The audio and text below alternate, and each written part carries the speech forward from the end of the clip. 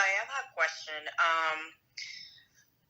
I have experienced this where I've gone on a trip in another country, and my husband and I, we have lunch, which is like a sandwich or something that has bread.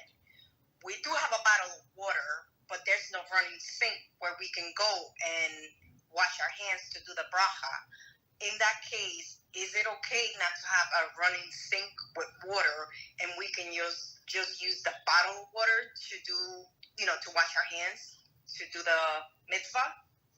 Okay. Or how do we do it? Okay, how we do it. So let me give you the best scenario. The best is very simple. If it's your car, like you're traveling in your car, so bring the gallon of water with you from a tap water, and bring the cup with you wherever you wash. That's very simple, and there is all of the problems over, right? There is no questions whatsoever. That's what I would do if I would go to such a trip. So I mean, when you prepare the sandwiches for a road, so the next you always predict that the next thing you have to wash your hands. That's the best case scenario. But let's say you got stuck, this and that. There is not such a water. The problem is there is a problem with the bottle of water because it's the neck is very narrow, right? That's the issue. So if you so it's a second problem, right? Okay. So what you can do if you have a sink. So the question was about the sink. So if you don't have a cup but you have a sink, so it's possible. So let's say I want to wash my right hand, so I open the sink once and close.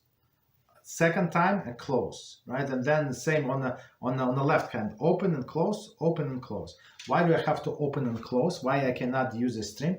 Because it says clearly the water for Netilas Yadayim has to come through the human force. So when you use a cup, 100 human force.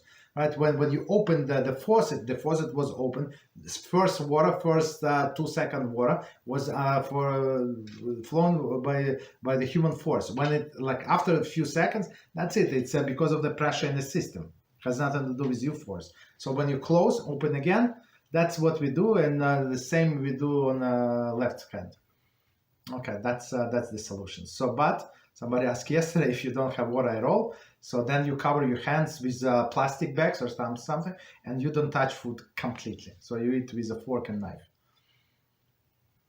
Perfect. Thank you. You're welcome. Thank you. So, but proper to plan ahead. That's why HaShem gave us brain.